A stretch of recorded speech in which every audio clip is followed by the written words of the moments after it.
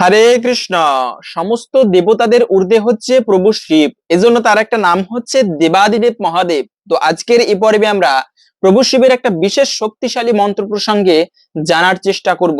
এই মন্ত্রটি আপনি প্রতিদিন ঘুমাতে যাওয়ার পূর্বে 108 বার সম্ভব হলে অবশ্যই উচ্চারণ করুন বা জপ করুন। এর ফলে প্রভু শিবের কৃপা লাভ হয়। শুধু তাই নয়, জীবনের সকল বাধা বিঘ্ন কেটে যায়। তো আজকের এই পর্বে আমরা অমর কৃষ্ণ কথার আজকের এ পর্ব বিশেষ গুরুত্বপূর্ণ প্রসঙ্গ। প্রত্যেকটা সনাতন ধর্মাবলম্বীর আজকের এই গুরুত্বপূর্ণ মন্ত্র প্রসঙ্গে জানা প্রয়োজন। সকলকে বলবো কিছুক্ষণ সময় ধৈর্য ধরে আজকের এই গুরুত্বপূর্ণ তথ্যগুলো জেনে নেন, এবং জীবনে প্রত্যেককে বলবো কিছু ঘুমানোর পূর্বে অন্ততপক্ষে 3 বার হলেও এই মন্ত্রটি আপনি উচ্চারণ করুন। সমস্ত বৈষ্ণবের ঊর্ধ্বে হচ্ছে মহাদেব। জগতে যত বৈষ্ণব রয়েছে সবার ঊর্ধ্বে এই মহাদেব, যার কৃপা লাভ হলে সুখ শান্তি সমৃদ্ধি সকল কিছু লাভ হয়ে থাকে। তো প্রত্যেককে যদি আজকের এই গুরুত্বপূর্ণ তথ্যগুলো জেনে আপনি সমৃদ্ধ হয়ে থাকেন, অবশ্যই একটা লাইক করে যাবেন এবং কমেন্টে প্রভু শিবের নামটি একবার হলেও লিখে যাবার অনুরোধ জানাচ্ছি।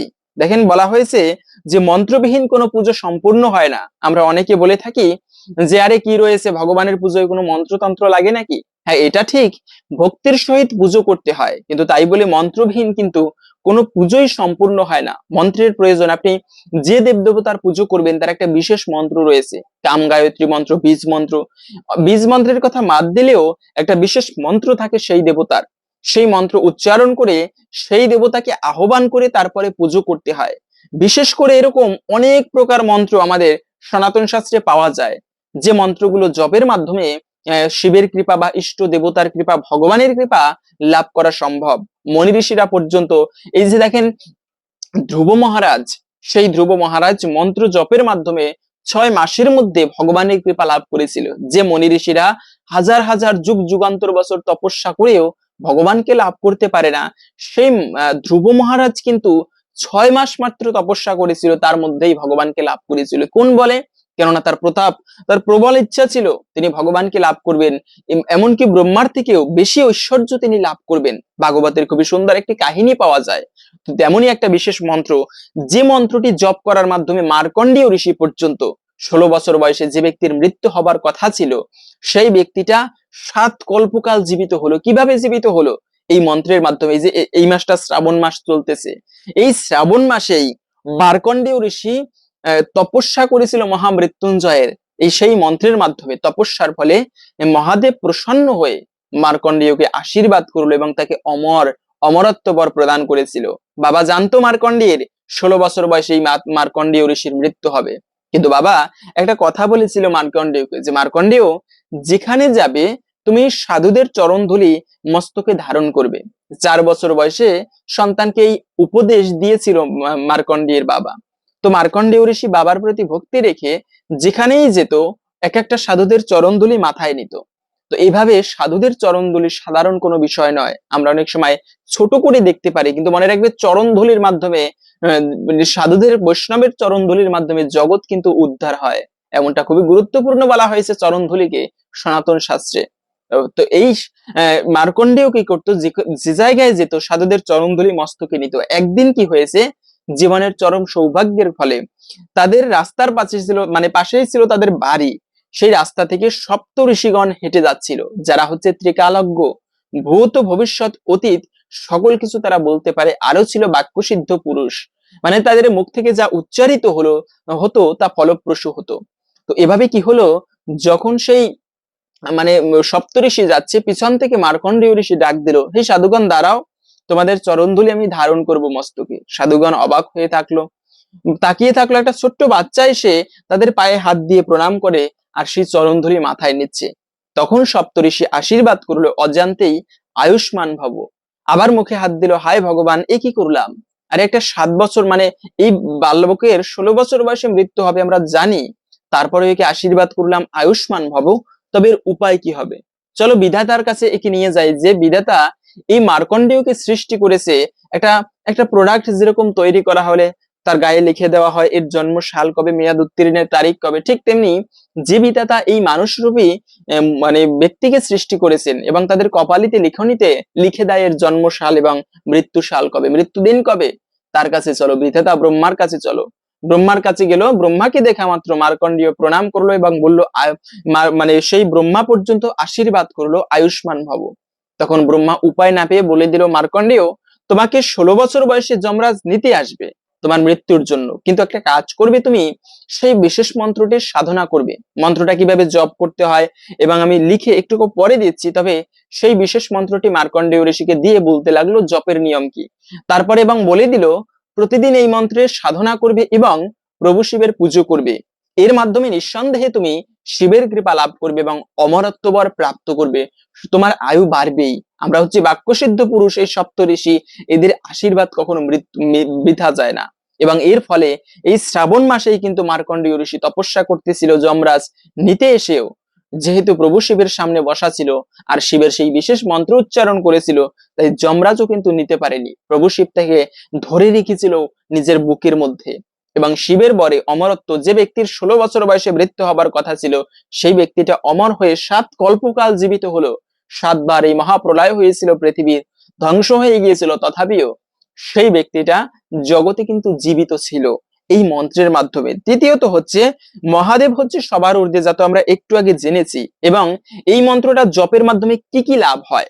প্রথমত হচ্ছে সকল বিপদ থেকে উদ্ধার প্রাপ্ত হয়, সকল বিপদ কেটে যায়।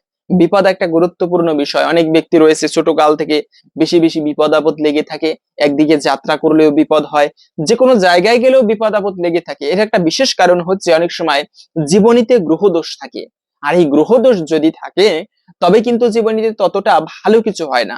এজন্য উচিত যে ভগবানের সাধনা করা বা মহাদেবের সাধনা করা। এর ফলে ইষ্ট দেবতার যদি কৃপা হয়, এই যে দেখেন প্রহ্লাদ মহারাজ, এতটা তার প্রতি নির্যাতন করা হয়েছিল, তার নিজের বাবা এতটা কষ্ট দিয়েছে প্রহ্লাদ মহারাজকে, এতবার তাকে মারতে চেয়েছে, মারতে কি পেরেছে? পারেনি। কিন্তু তার প্রতিও কিন্তু রাহুর প্রকোপ ছিল প্রহ্লাদ মহারাজের জীবনীতে, কিন্তু মারতে পারেনি। কেন? কেননা প্রহ্লাদ মহারাজের উপরে ইষ্ট দেবতার ভগবানের আশীর্বাদ ছিল, ভগবানের কৃপা ছিল। হরি যাকে রক্ষা করে কে তারে মারিতে পারে।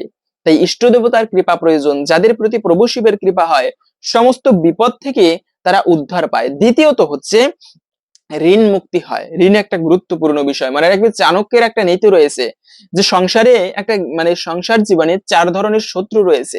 সেটা হচ্ছে ঋণ কর্তা পিতা, শত্রু মাতা চ ব্যভিচারিণী, ভার্যার উপবতী শত্রু, পুত্র শত্রু অপণ্ডিত। ঋণ কর্তা পিতা, যে বাবা বেশি বেশি ঋণ করে, সেই বাবা ওই গৃহের জন্য শত্রু, বলেছেন চাণক্য পণ্ডিত। এটা আমার মুখের কোনো কথা নয়। চাণক্য পণ্ডিত বলেছেন যে বাবা বেশি বেশি ঋণ দানা করে, আয় উপার্জন করে না, বসে থাকে, আবার ঋণও করে, আমার যতটা উপার্জন মানে আমার যতটা ইনকাম আয়, সেই অনুসারে ব্যয় করতে হবে। আমরা কি করি? অনেক সময় আয়ের থেকে বেশি ব্যয় করি। এইরকম করলে সেই গৃহ থেকে লক্ষ্মীহানি হয়। এবং যে পিতা বেশি বেশি ঋণ করে তাকে শত্রু বলা হয়েছে।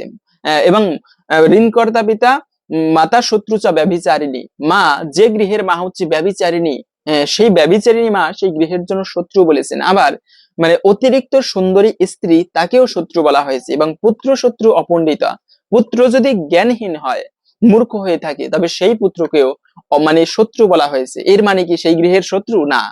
এর মানে হচ্ছে চাণক্য পণ্ডিত বুঝাতে চেয়েছেন যে এই সমস্ত ব্যক্তিরা গৃহের জন্য অনেক সময় অমঙ্গল বয়ে আনে, ততটা শুভকর নয়। তাই ঋণ একটা গুরুত্বপূর্ণ বিষয়। কখনো ঋণ, রোগ এবং অগ্নি যতটা তাড়াতাড়ি সম্ভব তাদেরকে নির্মূল করা উচিত, কখনো এদেরকে রেখে দেওয়া উচিত নয়। ঋণ, রোগ এবং অগ্নি এদেরকে যত রেখে দিবে তত বৃদ্ধি পেতে থাকে। তাই সমূল এদের নির্মূল করা উচিত, ঋণ কখনো করা উচিত নয়। তাই সেই ঋণ থেকে পর্যন্ত মুক্তি লাভ হয় ভগবানের কৃপায় এই মন্ত্রের সাধনা করার ফলে। তৃতীয়ত হচ্ছে জীবনে সমৃদ্ধি আসে। সমৃদ্ধি একটা গুরুত্বপূর্ণ বিষয়। রোগ থেকে পর্যন্ত মুক্তি হয় এই মন্ত্রের সাধনা করার ফলে, এবং সমৃদ্ধি আসে জীবনে, যশ লাভ হয়, চতুর্বর্গ লাভ হয়। শুধু তাই নয়, সাধারণত এই জগতের কোনো বস্তু শিবের পুজো করে বা দেবদেবীর সাধনা করে, ভগবানের পুজো করে চাওয়া উচিত নয়। এই জগতের কোনো বস্তু ভগবানের কাছে চাওয়া উচিত নয়, এতে ঠকে যাওয়া বলা হয়েছে। ভগবানের কাছে ভগবানের সাধনা করা উচিত একমাত্র তার কৃপা লাভের জন্য, ভগবানের কাছে ফিরে যাওয়ার জন্য। তো বিশেষ করে বলা হয়েছে যারা এই মন্ত্রের সাধনা করবে তারা অন্তিমে মুক্তি লাভ করবে। বহু বহু মুনি ঋষি পাওয়া যায়। মহাভারত পড়লে সেখানে কিছু মুনি ঋষিদের কথা উল্লেখ পাওয়া যায়, যারা এই মন্ত্রের বিশেষভাবে সাধনা করেছিলেন, তপস্যা করেছিলেন।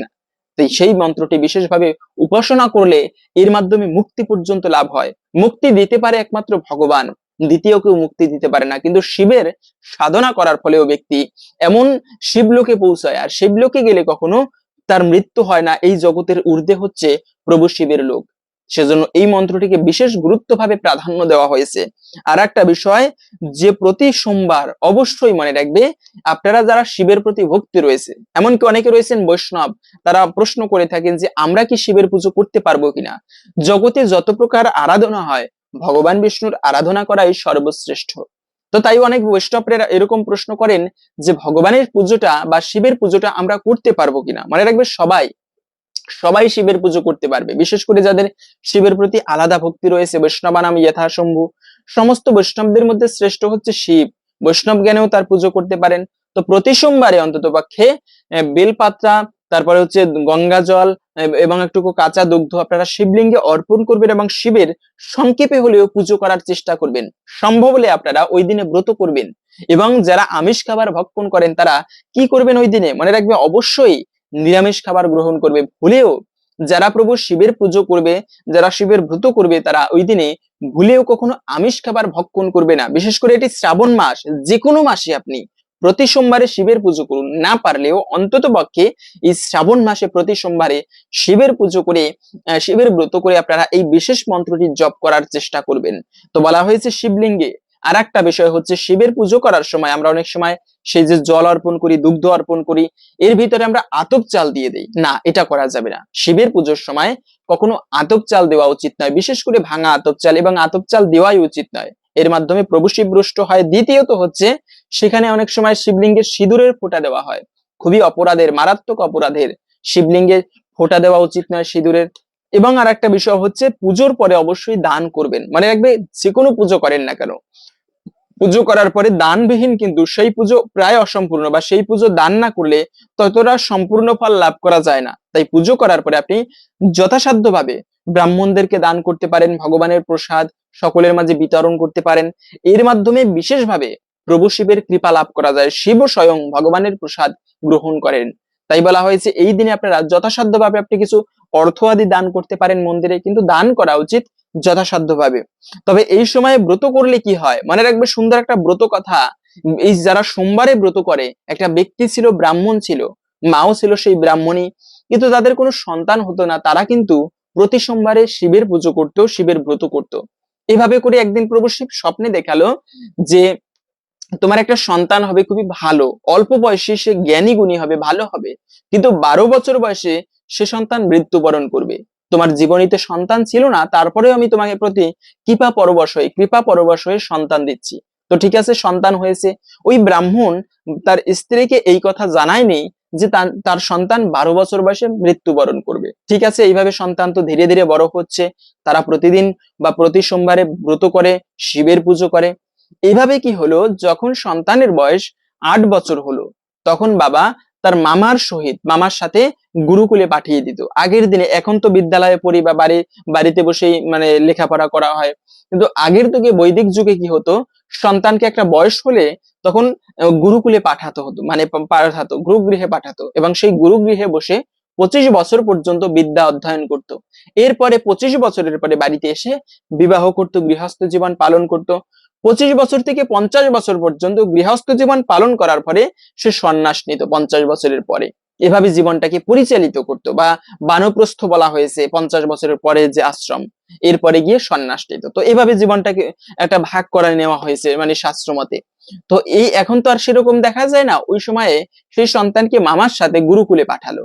গুরুকুলে গিয়ে যাবার সময় কি হলো, সন্তানটা দেখতে খুবই সুন্দর, যেহেতু প্রভু শিবের কৃপাপুষ্ট একটা সন্তান, দেখতে খুবই নাদুস নুদুস, খুবই সুগঠিত, এবং দেখতে খুবই দীপ্তিমান, প্রসন্ন বদন, ভালো লাগে দেখতে।